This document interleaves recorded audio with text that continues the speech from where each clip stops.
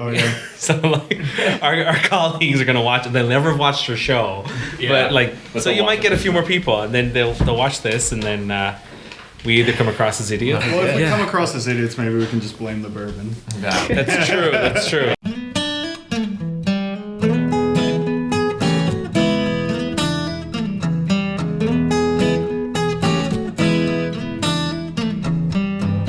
This episode of Bourbon Pursuit is made possible through listeners like you, supported through Patreon.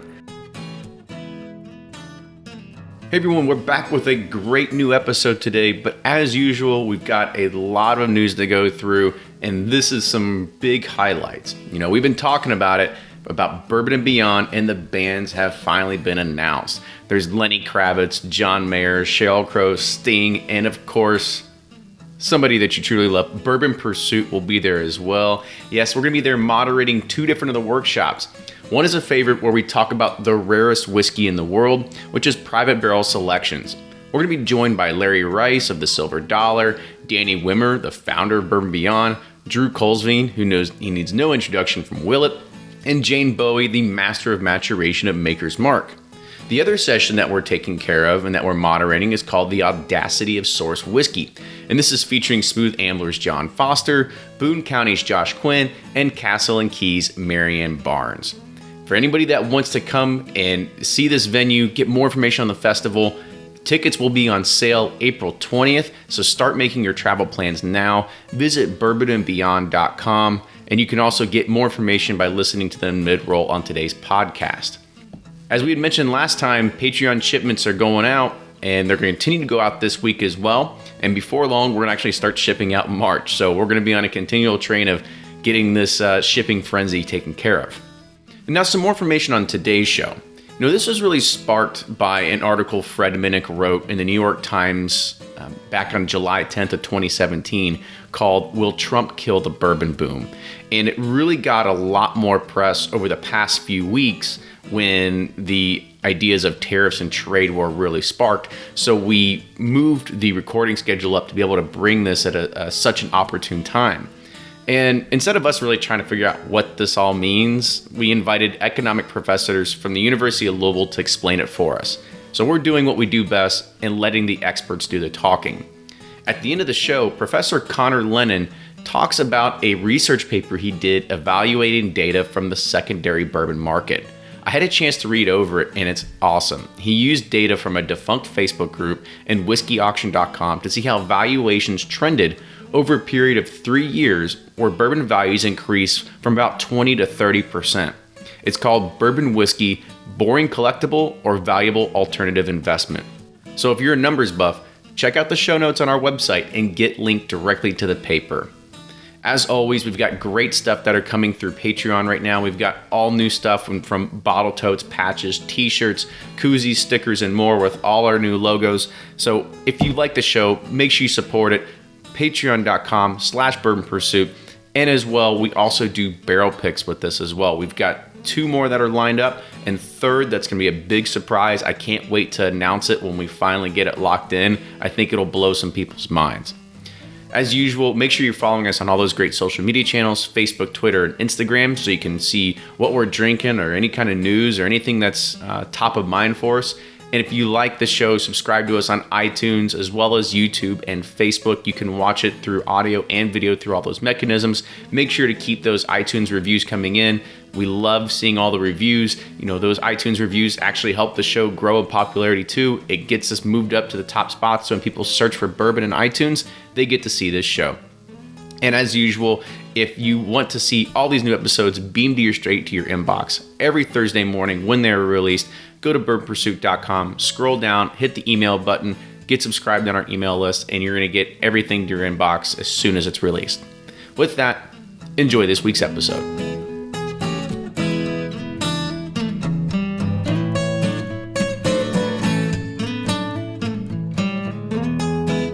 Welcome back to the episode of the Bourbon Pursuit Podcast, the official podcast of bourbon. Kenny and Ryan in our official recording studios. Yes. Yeah, but this time we're talking about a subject that, you know, I think we brought up one time on our round table quite a little bit ago, but, you know, we weren't necessarily probably the best people to talk about it because we don't really know what we're talking about sometimes when it comes to this particular subject? Well, I think that's probably correct of any subject.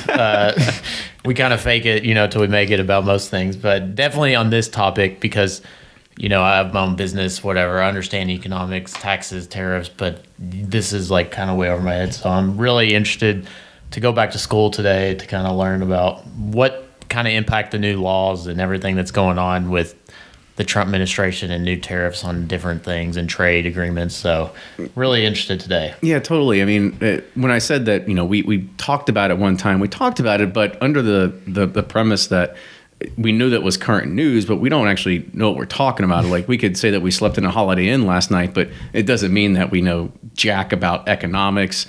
You ask this kind of question, you push it on some of the forums, all of a sudden people come out of the woodwork and they think that they're the expert, or they say something off the wall to say like, great, more bourbon in America. Like, it's, and I think it's, those are the things that I think we want to really dispel when we talk about this, is really thinking about the larger picture, the overall impact. Yeah. Because it doesn't impact just drinkers, but impacts, my family. A lot of are employed by distilleries back in Bardstown. Damn it, I hate to say it, but it always comes back to Bardstown. Everybody knows where you're from. But no, it impacts so many people that are in this state, and the bourbon drives our economy in a lot of ways. And even my dad, he's a machinist and deals with distilleries, and business is great right now. So, and they're anticipating a lot of great things. So they're kind of tiptoeing on these laws because it impacts their future, like what's going to happen to us. So absolutely. So I think that is a great segue to kind of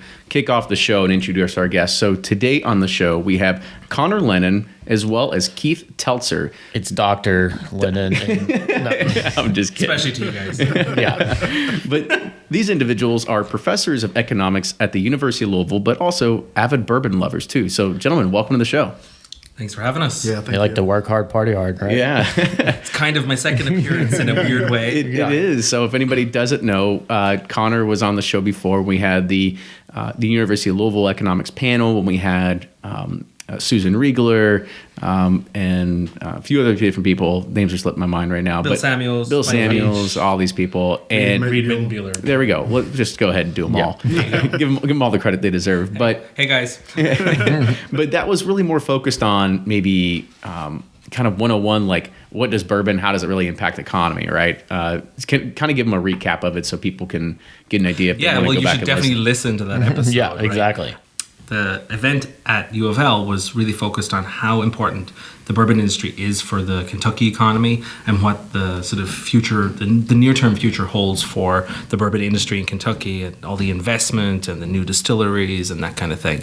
But today we're hoping to go a little bit sort of deeper, a little bit more nuanced, talk about the sort of bigger picture, the international aspect and the political economy of this. Mm-hmm. Awesome. So another question that I want to ask you guys is, how did you actually get into bourbon? Want me to go first? Yeah, you go. So it's a kind of a series of weird events. It's sort of why I got interested in the history of bourbon before I got interested as a product. I knew a lot more about bourbon as its involvement as sort of American economic history before I knew anything about the tasting notes, right?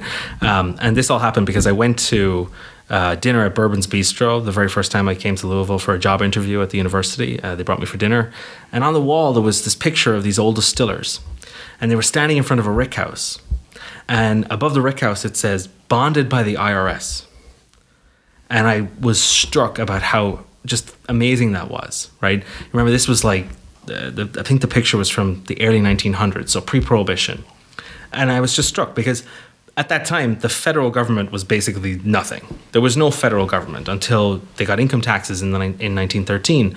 And I just was surprised at why the whiskey industry, of all industries in the United States, decided to turn to the IRS to prove that they were the product that they said they were. They were bonded by the IRS.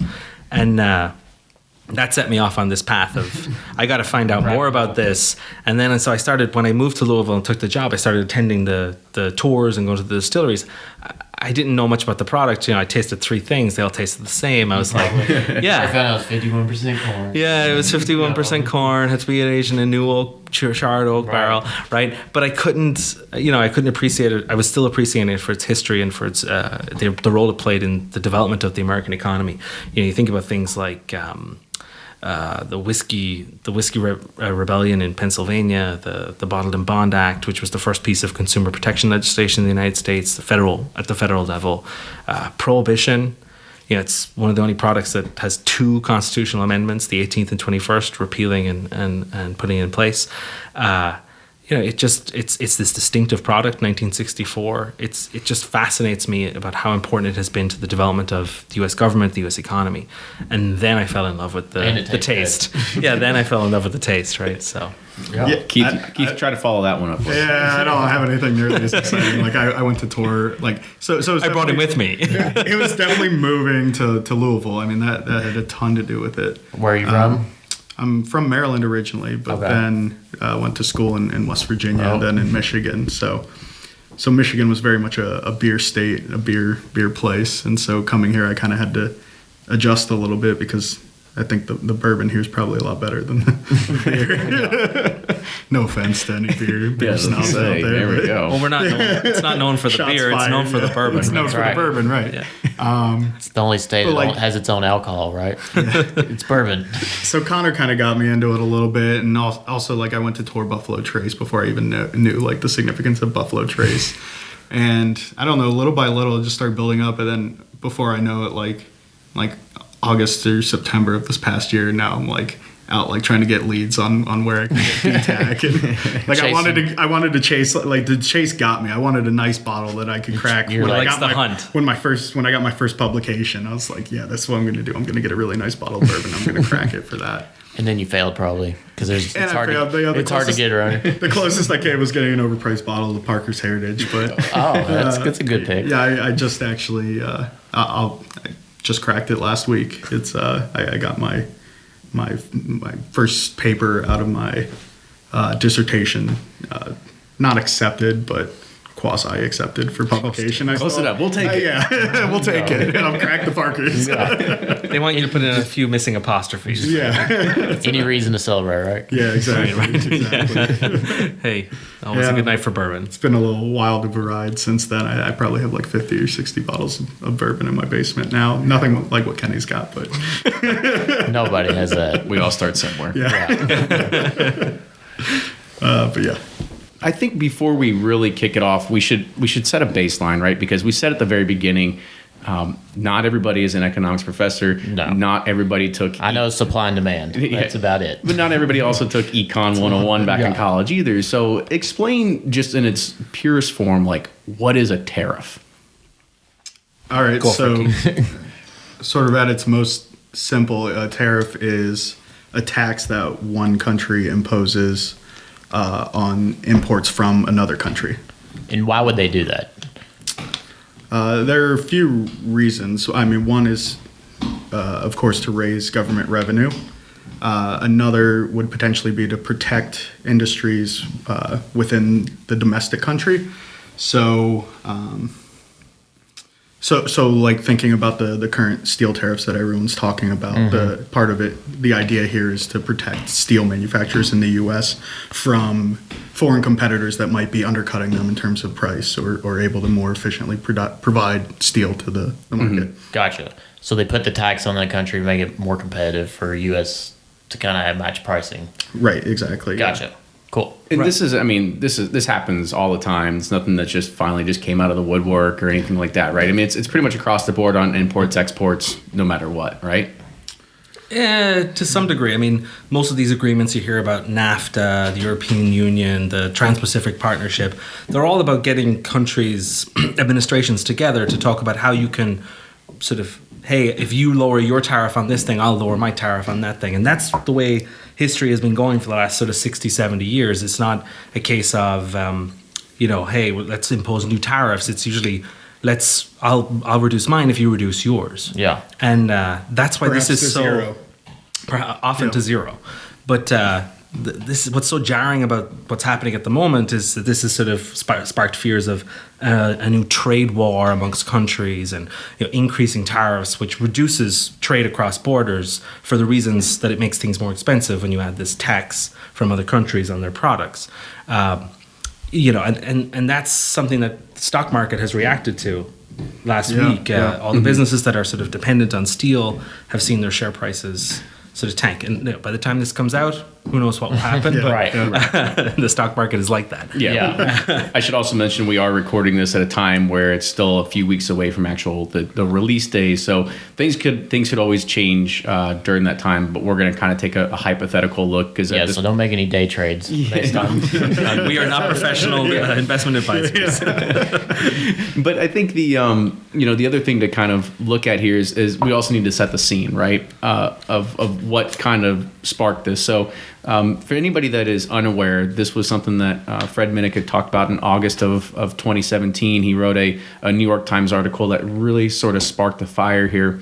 And then up until March of 2018 is when it got serious again. And so this is all based upon imports of steel from foreign companies or foreign countries, but they were looking at putting, at least the European Union was looking at putting tariffs on a few different things and not just bourbon. Can one of you kind of set the scene about what also they were looking at doing to kind of make this a level playing field, or really what they were trying to target? Yeah, so I think if I remember correctly, the EU also mentioned that they were going to target Harley Davidsons and blue jeans. And the Peanut butter. Can't get any more American than peanut butter. And so the thought is they were going to try to hit these sort of the leadership of Congress where it hurts, in their industries that are particularly relevant in the states where they're from. Mm-hmm. So, you have Mitch McConnell and Bourbon. You have Paul Ryan from Wisconsin and Harley Davidson, I believe, was the connection there. Who's connected to peanut butter? Yeah, I'm not sure. Yeah. No, okay. I mean, it might as well be apple pie, right? Yeah, right. It's American. Yeah. Everybody's connected. Anything American, they're looking to, I guess, retaliate or kind of be like, you're going to tax us on this, we're going to tax you on that kind of thing. Yeah. That's the interesting bit of it. It's this retaliatory aspect, and I mean, we can talk about this a little more later, but it's entirely plausible that these are sort of empty threats. Right. So we'll see, I guess, what sort of shakes out. But yeah, that's the idea here. This is why the EU was coming back with this. Mm-hmm. Yeah, and just I want to jump in. Sure. The very live nature of the conversation we're having. Just I think it was Friday, the 22nd. The Trump administration announced that the European Union was going to be exempt from these tariffs. But they also then said we might put in a quota. So if you want a little bit more econ, I think this is what do you mean by quota? So what a tariff does is it says, okay, you want to ship. Let's take bourbon as just our working example. You want to ship 9-liter cases of bourbon. There's 12 bottles of 12 fifths. We're going to take that. We're going to assess its value, and we're going to impose a tax. We're going to take that tax as it's entering the European Union. That's sort of the nature of a tariff. There might be some, it might have to get sold at retail before that tax is due or something like that, but it really just boils down to something that simple. What that does, why that pisses people off, if you'll excuse my French. Oh, no. Or Irish, whatever. Or my Irish, right? It pisses people off because it's a take by the government, right? It's tax revenue. The customer ends up paying more. Yeah. The producer back in Kentucky receives less, and the government takes the difference between. Quotas are just that little bit more palatable for producers in some ways. What they do is they say, we'll exempt you from the tariff. So your product will be the same price, but we're going to limit how much that you can put in. Okay. Right? And in the case of steel from the European Union, the Trump administration is saying, well, we're going to exempt you from the tariff, but we might put in a quota. And it's a little bit more palatable, but the European Union is probably still going to threaten, and it might be an empty threat, but they're probably still going to continue to threaten, hey, put a quota on that steel from Japan or the steel from Argentina, but not us, right? Right. Because we're important and we can retaliate. Yeah, right. We got some leverage. And I, as much as I can remember from listening to like NPR and stuff, but is it Germany? Is that the main country where they're trying to import a lot of steel from or putting those tariffs on? Like, I can't remember the actual country. Germany, I think, is the European Union's biggest steel producer of steel goods. The weird thing about Germany is it's a lot of re-exported stuff. So they'll import steel, raw steel, or maybe unfinished steel from somewhere else. They'll work on it. They'll turn it into products that are just steel. It might be nuts and bolts. It's the things that you make from steel, and then Germany exports that out. So Gotcha. It's not like It's not just like sheets of the stuff. They're not right? just like exporting like Harry's raw razors steel. in Germany. It's highly skilled technical products that are made of steel. Right. Are the real value products, right? Yeah, it's well on that point. It's sort of interesting. So I kind of looked up some of these stats before coming on here. Canada's the top source of American steel imports. Then that's followed by Brazil, South Korea, and then Mexico. All exempted. Yeah, right. So interestingly enough, all the top exporters of steel to the U.S. have been exempted, but there's no EU country on that list. So.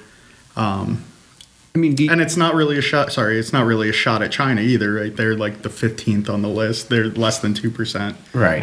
Of American steel exports. So, so it's sort of interesting how the sort of politics have how they cropped pick up and around choose this. who they want to oppose this on. Right. I just want to, just before we move away from this retaliation concept, right? The idea, the Trump administration was actually kind of smart if you're talking politics. When they announced the tariffs on steel and aluminum, they specifically said it's to do with national security. And the World Trade Organization, who's the arbiter of disputes amongst nation states or European unions, things like that, specifically says that you're allowed to put a tariff on something if you're doing it for national security reasons. And so Trump's claim, and the Trump administration's claim, is that it's crucially important that we have top quality steel and that we know how to make it ourselves in case of war, things like that. You know, it's similar to the Jones Act. I don't know how much you know about the Jones Act, but it's from 1920. Yeah, it was like we have no idea. It's the maritime. It's the Maritime Commerce, Maritime Commerce Act, basically from 1920, and it says that if you want to ship goods between two U.S. states or territories, you need to use a U.S. built ship that's owned by a U.S. person and crewed by a U.S. crew.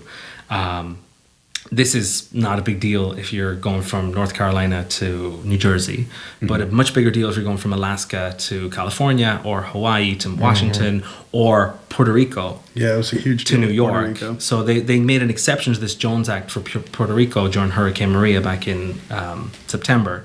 You know, they said, hey, okay, any ship can bring stuff from mainland America to Puerto Rico, and you know the Jones Act is designed for national security purposes. I mean, back when wars were fought on the ocean, right? The idea was that, boy, we better not forget how to make ships, right? or learn how to use ships, right? Cruise ships, sail ships. Right. Sail is the right word. And the Jones Act is designed to sort of make sure that we maintain a shipbuilding and ship sailing ability in this country, right? And it's for national security reasons, right? Same thing, same argument was made with the steel. And so if Europe tries to put in a retaliatory tariff, the World Trade Organization might say, this was for national security reasons, so you actually have no basis. Yeah. Cool. Well. So there's politics and there's economics, right? Yeah. Well, before I get into like the effects of the bourbon economy real quick, because I think that's going to be our next subject, but Keith, I want to go back to something that you had mentioned, and it almost kind of seemed like this could be a much ado about nothing. Right. Sure. That this could just be whistleblowing. I don't know about whistleblowing, if that's the right term to use, but it's definitely something that's just kind of like. I mean, you could. Heck, I asked my wife. With even like in the past few weeks, I said, is anybody at your office? She works for Heaven Hill. Is anybody at your office talking about tariffs? She was like, no, like nobody's talking about it. Which maybe that's the marketing department. Maybe they don't really care about it, right? That's somebody else's job. But I mean, in your opinion, do you think? The bourbon community is actually paying attention to this, or you think it's just something that just kind of is, it's just all pie in the sky right now, like it may or may not really actually happen? Yeah, so in economics, we talk a lot about threats and credible threats, especially in sort of a game theory setting. And the idea is that for a threat to sort of hold any weight, you've got to actually believe that the person making the threat or the agent or the country making that threat will actually back it up. And in the case of imposing a retaliatory tariff, all that really does, I mean, it does hurt it would hurt bourbon exporters, perhaps to some extent, but it would also hurt the EU citizens a lot who really like bourbon. So I've got another stat here. So 789. These guys love their stats. Yeah, 700 Numbers geeks. $789 million in spirits were exported from America to the EU in 2017. 25% of this was bourbon. You impose a tariff on that, all that bourbon that's being imported is now gotten a lot more expensive. Their people are worse off. That's not going to be a popular move politically. It's already expensive over there. I went to Italy and wild turkey's like €14 a shot, and you're like, damn, It's a shot. Yeah, that is a shot. And here it's about damn near that for an 81 proof right on the shelf, right? So Exactly. Yeah, I had a couple of notes on the same thing. Basically, bourbon exports out of U.S. liquor. This U.S. liquor can include rye whiskey. It can include vodka, gin, rum, whatever it is. Bourbon is a small portion of that $780 million. So, if you think about that's, if we take it sort of roughly, it's about 200 million, right? 200 million, I think Discus reported that whiskey sales were over 3 billion last year. So it's a very fairly small slice, right? And you have to remember that the tariff, it'll just reduce, because it'll make things more expensive. Consumers will be less likely to buy it. They're more likely to buy Scotch. They're more likely to buy Irish whiskey because it's in the European Union. It's just going to make it a little bit more expensive. We can talk a bit about how much more expensive if you want. Right. And it's just going to make it that less attractive to consumers. But instead of selling $200 million worth of bourbon, they might sell 175. Yeah.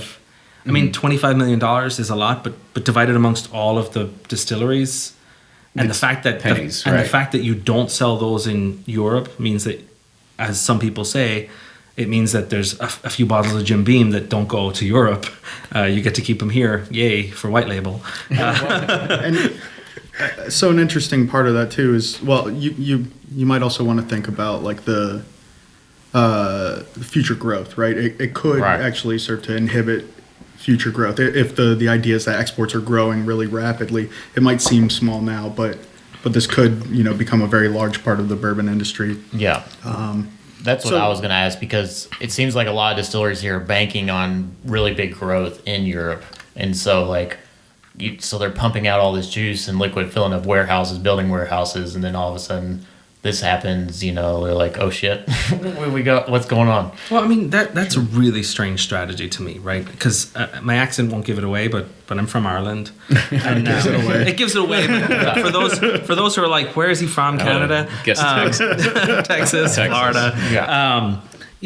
I was just looking up some stats for Ireland, right? And Ireland imposes, in euros, right, whatever those are, 42 euros 57 cent per liter of alcohol, an excise tax. So an excise tax is just a use tax. So whenever the customer buys it, it's part of the price of the product. It's like a sales tax, but it's an excise tax, and it's based on the quantity of alcohol. So a fifth of whiskey would have, if it was at 100 proof, would have 375 mils of actual alcohol in it, right? Half of it will be alcohol. So if you have a liter of alcohol, so that'd be 3/5, you're going to have taxes of 42 euros, which is over $50 on those 3 bottles, right? So you can think about, what's happening. So you take your bottle of, give me Bullet, Buffalo Trace, something around 25 bucks, right? You take that, you ship it over to Europe. That's going to cost you a little bit, not a lot. You add on excise taxes that approach something around 15 to 20 bucks per fifth. If it's 50 something for 3 of them, you're up at 40 bucks, over 40 bucks already for something that we buy here in Kentucky for, throwaway money, 25 right? bucks, yeah. Yeah.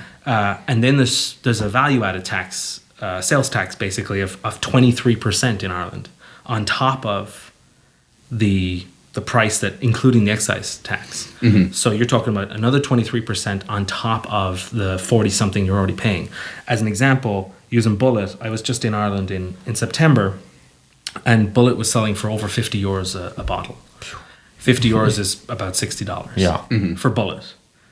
Yeah, I mean, that's up there. It's really up there, is. right? Yeah. So you add on this tariff, and it's going to be maybe 65, 64.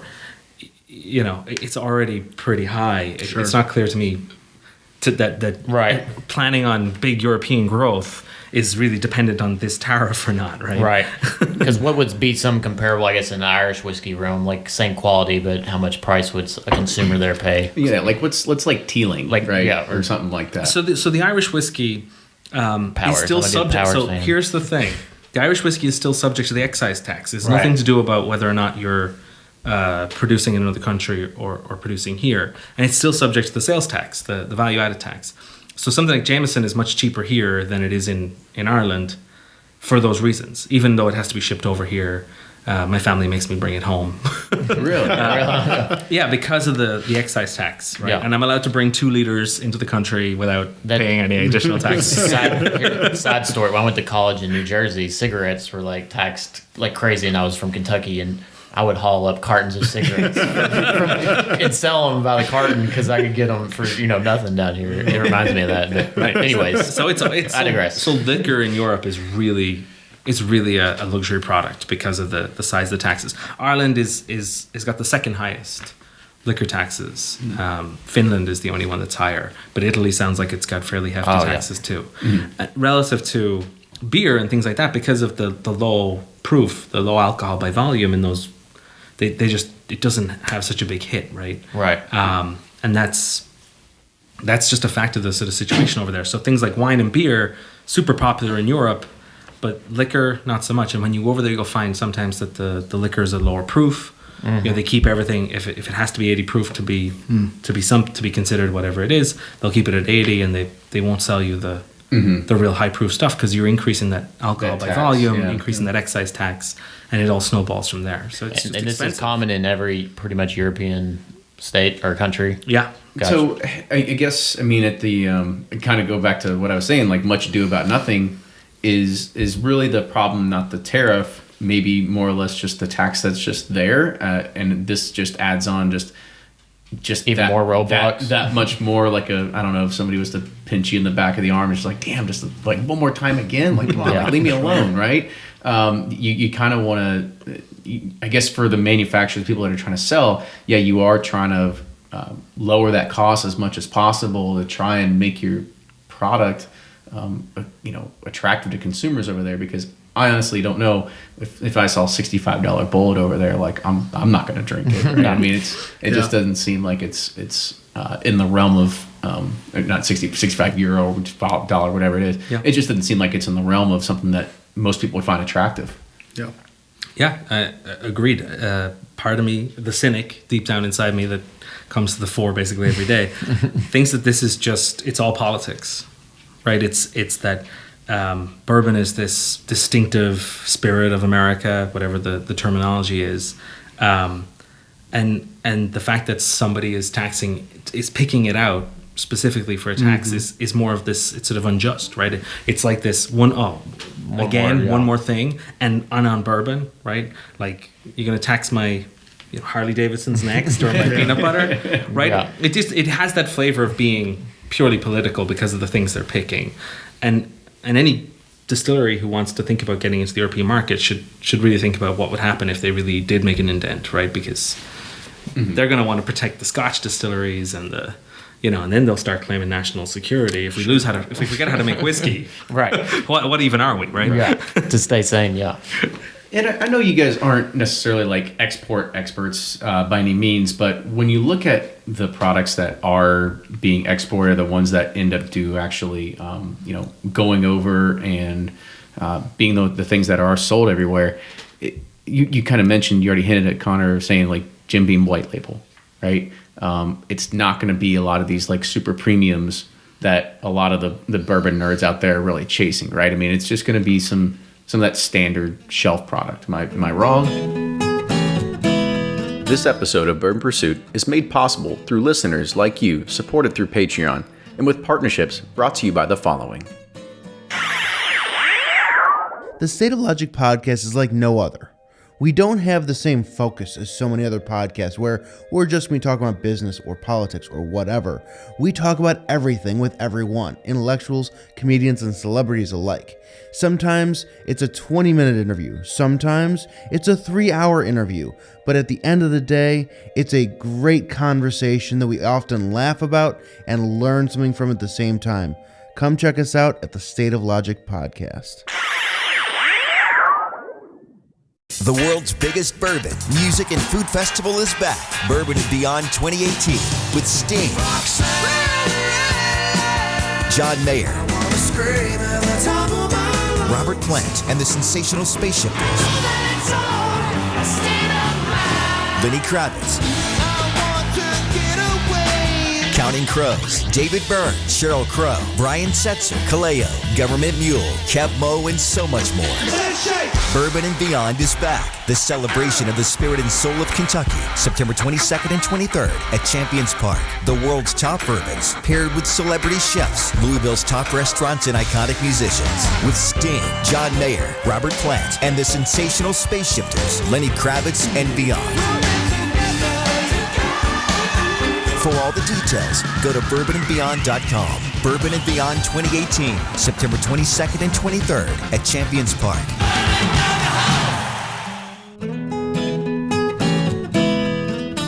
And I know you guys aren't necessarily like export experts by any means, but when you look at the products that are being exported, the ones that end up actually, going over and being the things that are sold everywhere, you kind of mentioned, you already hinted at Conor saying like Jim Beam white label, right?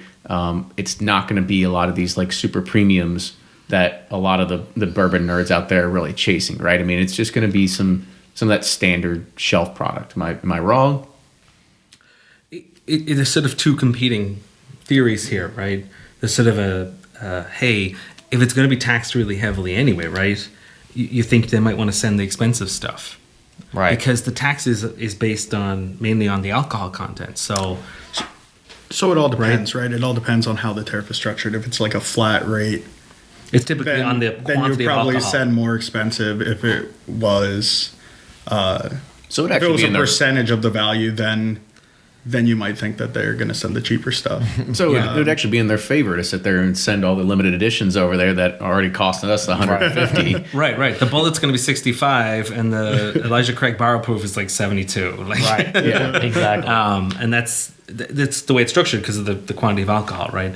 But it's then there's the competing thing, right? That because if you're only going to send over your premiums that cost, they'll be more than 72, right? If you're only going to send over stuff that costs over $100 a bottle, you're never going to hook in the customer in the first place, right? Did you all start off by drinking Pappy? No. Right. So speak for yourself. you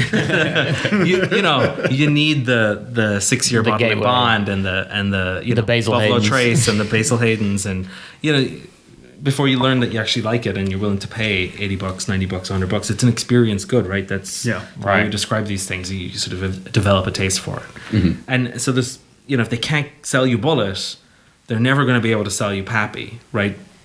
Although those are bad examples. Right? Terrible examples. Right. Someone help me here. I get what you're saying. But everyone gets the meaning. Yeah, right. Absolutely. So I guess another question to kind of throw your way is, when I kind of put at the very beginning of this when we preface this is, you throw this idea out there and people start talking about it, and then they're like, all right, more bourbon in America. Like, right. Keep it here on our shelves. Like, is that really like a bad attitude to have when it comes to this? I mean, just because of in bourbon or just anything general in economics, I guess we're getting political. That's a loaded question. It's not political. I mean, in regards of economics, political pursuit tonight. You want to? We are not going to get top politics.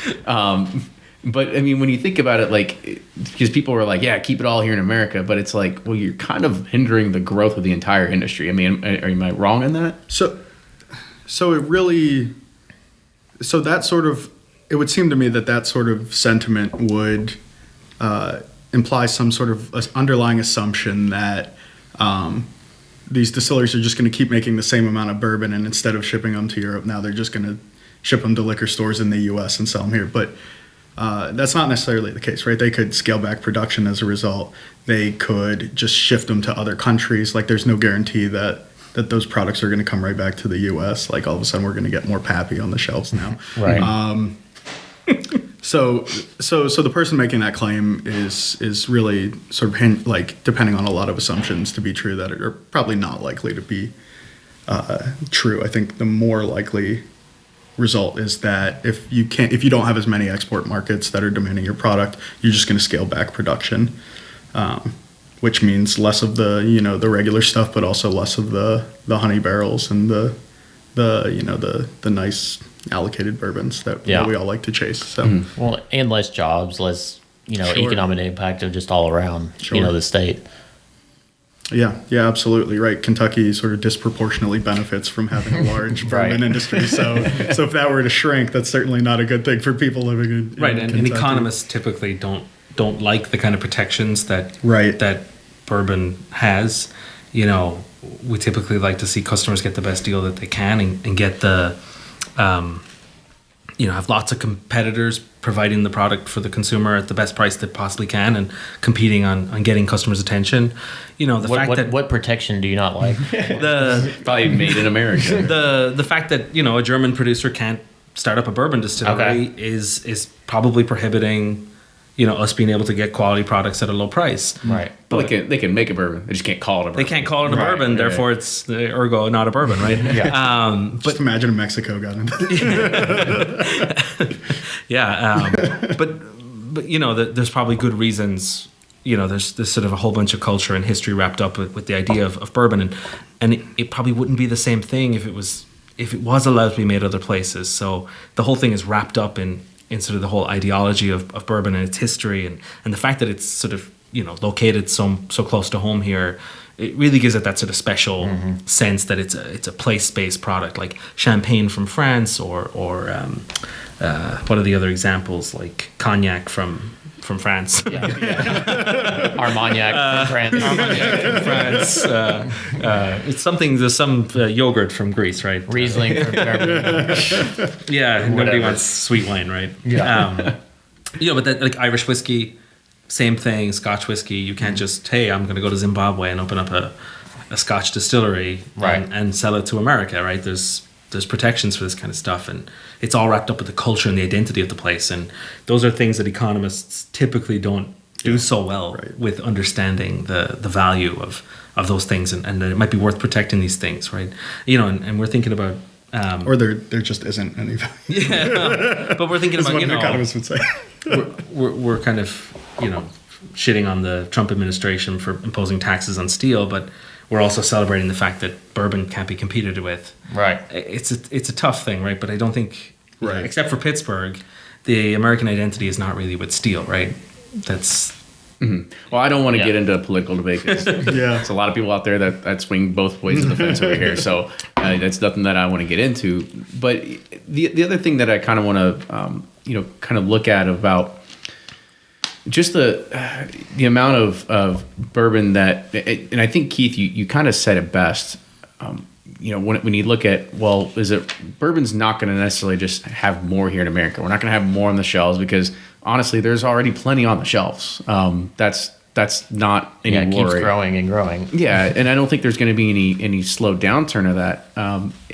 What do you kind of see as some of those other markets that people are looking at? People have. I've read, of course, Japan. I even saw somebody from when I was trying to do a little research of articles about, I think some small tiny distillery said they're going to look at importing to like South Africa and stuff now. Like it seems a little erroneous to me, but maybe not as far fetched. I have no idea. Like any inkling about those? So I'm honestly not sure who like the biggest importers of bourbon are.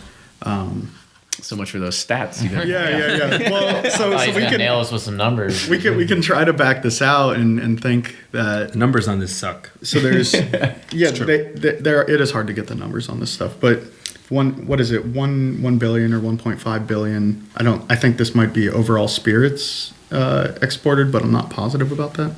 It's in the 1 billion to 1.5 billion, so. And and 789 million were exported to the EU. Only 25% of that was bourbon. So $200 million take that off of, billion and a half. It stands to reason that there's a fair bit of other markets out there that they can ship this bourbon. Yeah, Japan and Australia I think are the two biggest importers because of the World War II impact. You had a lot of Americans stationed over there, and I think Jim Beam was funneling product over there during the. That's what Fred told us, I think. He's like, so funneling. Yeah, well, not funneling, but you know what I mean. So it just kind of stuck there, and I think that's why that. Yeah. I don't know. I'm not I don't have any numbers or anything, but I think that's the case. Well, what other kind of numbers do you guys have? Because I know you came with some facts. So what other kind of facts do you have that you can kind of So I just do want to, so we'll piss off the bourbon enthusiasts, right? One thing about that number, we say 789 million of exports, 25% or so, we're not certain, is 25% is bourbon, but about half of that number is Jack Daniels. Oh. I don't know if you're really pissing me off. But you heard it here first. So we purposely didn't include it as a bourbon, right? Because it doesn't like to be called a bourbon. But it does hit home in Louisville, right? Because Jack Daniels is owned by Brown-Forman, and Jack Daniels' success is Brown-Forman's success, and lots of people work for Brown-Forman. Okay, your wife works for a different distillery, a different one, right? And the impact on Jack Daniels will be twice as large as the impact on all bourbons put together. Right. So if anybody has an incentive here to toot the horn and say, hey, this is bad for us, the one company is probably Brown-Forman, who can legitimately say, look, this is not good for us. Yeah. Right? But the thing about Brown-Forman is they're super diversified. Right. Right. They produce all kinds of spirits, and if Europeans aren't drinking Jack Daniels, they're going to be drinking Bacardi or whatever else it is that they've got. That's a good point. I mean, even Heaven Hill is so diversified. They have they have so many brands and labels. And now even most distilleries are part of a parent company that has, a big portfolio of products. Makers is with, and Jim Beamer with, Centauri. Centauri, yeah. And Four Roses with the whatever. Another Japanese company. I'm blanking too. Yeah. I know what it is, but Kieran, thank you. Yeah, so we'll bring the guests on to make us feel stupid. Hey, I literally have taught a college class on bourbon. So. We just show up with mics. But I know. So, have you talked to the distillers? Are they even worried about it, or do they even care? I haven't talked to them. I Gotcha. haven't read any sort of press releases. Yeah, I think honestly, I don't know. Maybe my wife was right in thinking that it's peanuts for a lot of them, right? Like maybe it does hinder a little bit of growth. I think we have seen the bourbon renaissance start coming out of European countries, not to the extent of anything else, but or at least here in the States, but.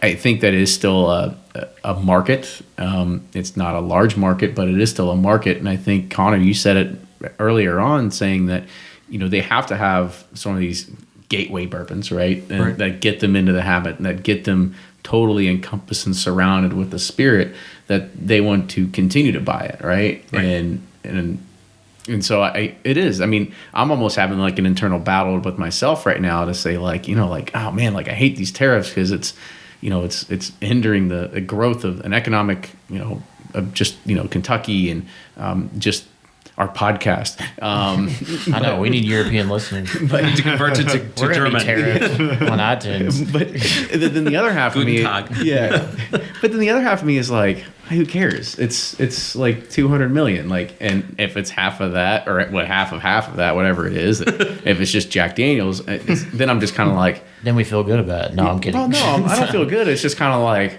it's like it's a bag of meh. Like, okay, like. Again, much ado about nothing, right? Yeah, I think. Yeah, go ahead. Again, the other piece of that is if it's much ado about nothing, like it also stands to reason that it's not a credible threat. The EU can talk a big game, and at the end of the day, we don't actually think that they're going to do it. And even if they do, it's not that big of a threat, and therefore, if they go ahead with it, it'll have no effect. So that is another reason why there's not really much reason for them to actually follow through on this threat, right? That's So hot take, maybe maybe distillers just substitute towards exporting rye whiskey to the EU if they name bourbon specifically. If they do name bourbon specifically, But, hey, yeah. wait, you see. They'll start Knob doing Creek like Rye that. is Kentucky Owl, we're just not going to be able to find it anymore. It's going to be in Europe.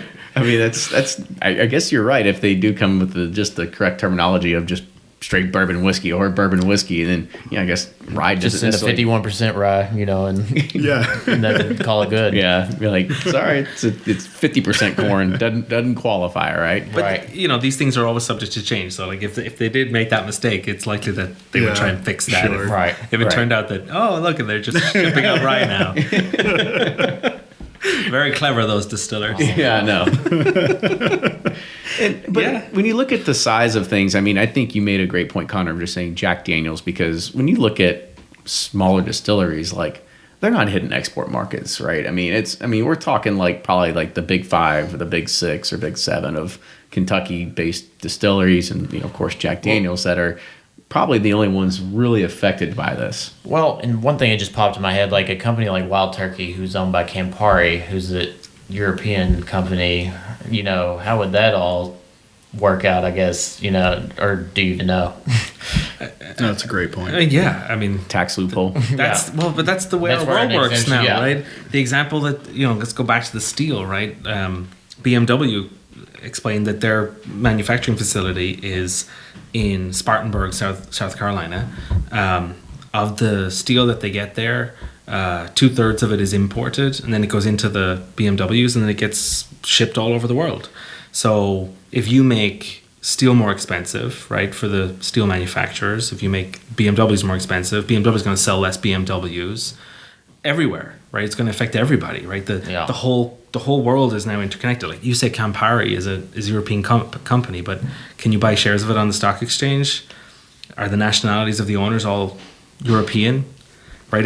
Suntory, is it a Japanese company anymore, or is it a global company? Right? It's all interconnected, Intermingled, yeah. Yeah, it's you don't know the consequences, the knock-on consequences of hey, we're going to tax this one thing, and then suddenly there's these ripple effects effects, around yeah. the economy. It's the barrel makers and the distributors and in the steel industry, The it's the car invisible makers hand. and the whatever. It's all just rippling out, and it could come back to bite you, right?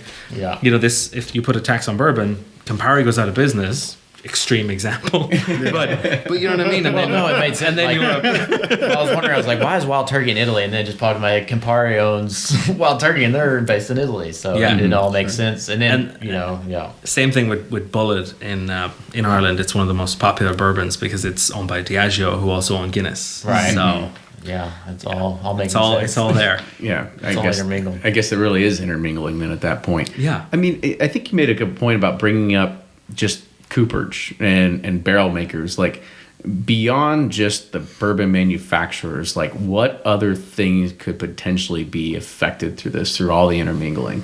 Well, yeah, because less barrels here means less barrels for Alvers in Europe, because they're aging stuff in our barrels. Is that all, does that affect that at all? Or Oh, I like the way you're It's thinking. a great point. Yeah, if Scotch is using old bourbon barrels or something, then Yeah. that certainly affects them. There'll be fewer bourbon barrels, so that'll drive the price up. And there's no B. That's pretty much it. yeah, B, Scotch gets more expensive, and people buy more bourbon, right. right? So there you Yeah. go. They're all too interconnected for you to be able to go in with it's not like surgery. You can't go in with a scalpel, fix, and sew back up and say we're done. The global economy is extraordinarily complicated these days, and these products are shipped across multiple international borders before they reach the final consumer as part of one thing, as the raw material, as part of another thing, and that's how it works. There's no products that are like bourbon is almost unique in the sense that it's so American. It's American grain. It's typically American wood in the barrels. It's American people building the rick houses. It's American people operating the stills. The stills are built in downtown Louisville. I don't know where the copper comes from. That might come from somewhere else. South America. But it's Okay. one of the few products that is so local. But then it's foreign money that's funding a lot of it. Suntory, Campari, Kieran. Diageo, Kieran. Now we know it all, Yeah, right? yeah, exactly. That's how it's going. I guess, to kind of wrap this up a little bit, if you were to kind of give advice to people when they start reading or start thinking about this, like, what are some of those key takeaways that they should keep in mind when they see the arguments, and not to say like, yeah, more bourbon in America for us, or, like, great, I can finally get Elmer T. Lee again. What's the rational way to think about this from an economist? You always want to figure out where the incentives are. Who's got the most powerful incentives to respond? In what direction they're, what are the competing interests? And sort of back your way out of that. So like with the bourbon example, think about what these distilleries might be thinking. If you say to yourself, oh, maybe they'll just take all that and send it to liquor stores in the U.S., like, if you think about that for 5 or 10 minutes, you'll start to think that it's probably not, what they're going to do. Yeah, not in their best interest. Yeah, it's not in their best interest, right? So you don't think about what you necessarily want, but think about right what the interests are, and try to sort of think through it step by step. And I don't know. I don't know if that's too simplistic, but well, I mean, I guess I just kind of expand on that a little bit, because I kind of want to have a better understanding too of like what are some of those interests that maybe people aren't necessarily thinking about. Like what am I not thinking about in my head right now?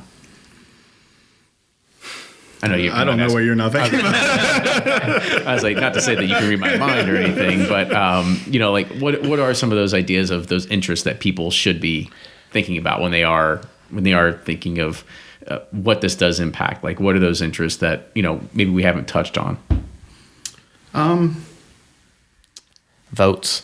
Yeah. Think about politics, like how it would affect politician behavior, who would vote for them or vote for their competitor if they oppose that policy.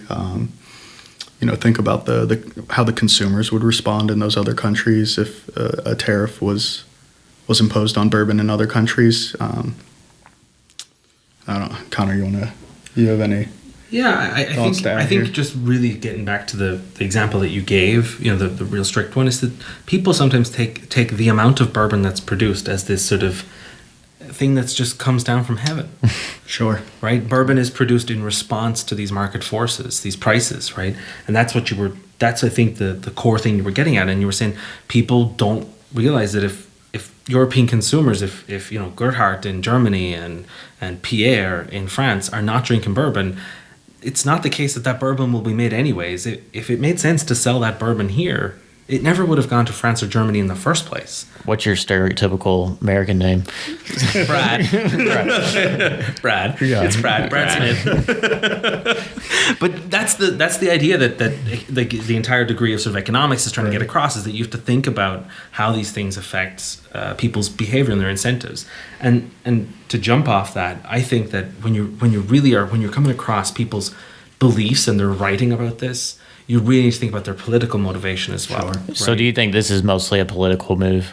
I don't think it... I don't know if it's just a political move, but you have to think about where they're coming from their own sort of their emotional standpoint, not just where their wallet is, right? So a lot of this might just be a little bit of overreaction to the idea that it's a retaliatory tariff. I think, honestly, if Mitch McConnell was from a different state, the European Union would not be mentioning this, and that's the tough part, right? And if you take this to its logical conclusion, it wouldn't be unusual for the U.S. government to say, well, if the European Union is taxing bourbon producers, we're going to give them a credit on their taxes for the difference, right? And then the bourbon goes to Europe anyway, right? You know what I mean? It gets made and it goes to Pierre and to Gerhardt, not to Brad. Yeah, not to Brad. Right? So this, I know we don't want to delve too much into politics, but this is not Democrat versus Republican. This is just people are acting not according to what's in their pocket and what's in their bank account. They're acting according to how they feel and how their emotions about an issue. And that ultimately feeds into sort of, hey, I need to get my elected representative to do something about this problem that somebody else has created for me, right? And same thing could happen with Harley-Davidson. Same thing could happen with any of these other products that they want to... Any American-made products, yeah. Yeah, and other countries might do the same thing for their steel industries. They might subsidize it. So you think like at some point there would be these rebate tags on some neck tags that they'd be like, here you go, get 20 euros back on your bottle of bullet or whatever it is, right? Well, yeah. Not for consumers. Overseas. They would give the distillers a tax break to offset whatever the tariff. Oh, so then their price would then be lower. They could charge lower to Gerhardt and to Pierre, Gotcha. and then the overall price in Europe would stay the same. And Brad gets left out. Brad still gets left out. Brad still gets left out. He doesn't get his Wild Turkey 81. Right. You know what I mean? That's right. Brad's crying. Yeah. I think specifically thinking about these tariffs, I think the more relevant consideration here is what products will other countries remove their tariffs on pertaining to American goods. So you saw this with South Korea recently. They agreed to reduce their tariffs on imported American vehicles in exchange for that exemption from the steel tariff. So I think it's more likely you see things go in that direction rather than this sort of trade war frenzy where everyone's upping tariffs because more that just makes negotiations, everyone worse off. Right. That's It really the thing does. that we find hard to get across to people, that because of the ability of someone to retaliate, the fact of the matter is that the more you raise tariffs, the more you're basically penalizing yourself. You're ultimately just penalizing yourself. You're making the products, whatever you're importing, you're making it more expensive for your consumers, and you're going to incur retaliatory taxes that make it less likely that you're going to be able to sell whatever it is you're trying to sell to other countries. So it's a double whammy, right? So, economists, rah, free trade, but we think we have a good reason for it, right? Right. We think we do. It's on the XY, Yeah. We promised we wouldn't go there. Yeah, I had to. See this triangular area here, and this rectangle, right? There's a Venn diagram we're missing. Yeah, exactly. Several Venn diagrams. Probably. We got a whiteboard in front of us. And so I guess also last thing we kind of want to close this out with, and maybe we'll have some ideas for the future. But like, what are some other aspects of bourbon that economists find very interesting? I know because I'll go ahead and say, because there was one time that we had talked that you all find the secondary market an interesting aspect as well. Yeah, he's throwing me a softball, right? Yeah. So I just This is much more fun to talk about, right? yeah. So myself and so I told you a little bit earlier that I taught a class at U of L on the bourbon industry as a seminar class for the senior students last semester, and they had to write a research paper. And I helped them with the ideas and so on and so forth, got them started. One of my students had a very promising project on the secondary market and how prices have behaved over time. And we managed to get our hands on a lot of data, which was great. I'll not say from where, but I'm sure everyone listening in Louisville knows. And we managed to tackle that data. And I just finished the first draft of the research paper last week, tracking the sort of a bourbon index about prices over time, and I find that fascinating. And the reason the secondary market is fascinating is because it's purely emotional, right? It's Unregulated. Unregulated. Yeah, it's fascinating to economists for that reason. It's unregulated. It's sort of person to person. You can't go crying to the cops that someone didn't deliver your bourbon, right? Right. It's got to work through peer to peer stuff, and we find that kind of stuff. Yeah, it's like how does that man. work, right? But it turns out if you bought bourbon back in 2014, that's as far back as their data goes, there's been about a 211% increase on the secondary market for the average bourbon. Some of them way more, some of them a little bit less, but it's been pretty spectacular increase over about a 4-year period. So hang on to those dusties, guys. Or sell them. Whatever. I am not an investment advisor. We need a comparison to the S&P 500 index. Oh, it beats the S&P 500. So from your data, do you think there's still going to be because I've noticed in the old Stitzel Weller stuff, it's kind of like plateaued or dropped a little bit, like in recent. I don't know when we're hearing this, but it seems like it's kind of dropped off. What do you think?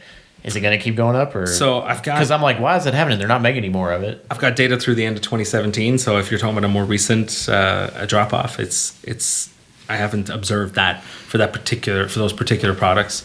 You mean the really old Stitzel Weller stuff, like the stuff like Dusty's? Yeah. It's tough. They don't get sold as often as say a BTAC or a Pappy, right? So you don't see them as often. So it's hard to really infer a serious sort of. Okay, I can definitely say they've gone down in price. Right. I can take a look at it for you. We're gonna have to save this for episode Yeah. 2. Part two. Yeah, I think I that'd be- opened that wormhole. Sorry. But it's fascinating. You've got a bunch of stuff. Yeah, Yeah, the I could go. secondary You could bring me on for a whole. I wish there was research those. stuff. Where was those topics when I had to like write about oranges or something? Yeah. in my econ class. Sell, Mortimer, sell. Yeah. We've moved away from the widget markets. Exactly. I would have aced that one. Cool stuff. Yeah, absolutely. You know, I think we'll kind of end it there unless there's anything else about the bourbon market that economists just love. You know, we talked about tariffs. We talked a little bit about why, because it's bad because it's truly American. We talked about secondary. It's not bad. It doesn't allow the quote unquote free trade, right? I guess you could say We're not that. getting as good a bourbon as a result, if you want to think about it that way. A Chinese bourbon that we never get to drink. Yeah. It could be amazing, guys. We're missing out on it. Yeah. Oh yeah. aged just south of the Yangtze River. You know what I mean? You can just see the marketing, right? Yep. And the Great Wall. Man, I thought you guys Great were Wall Be the bourbon. biggest rick house in the world. the Great Wall of Bourbon. Repurposed the Great Wall. Yeah. Yeah. I really thought you were serious at first, but it was hilarious. We are serious. We might be a little We might be a little bit serious. Oh God! All right, we'll have to save it for the next one. So, Conor, Keith, I want to say thank you again for coming on.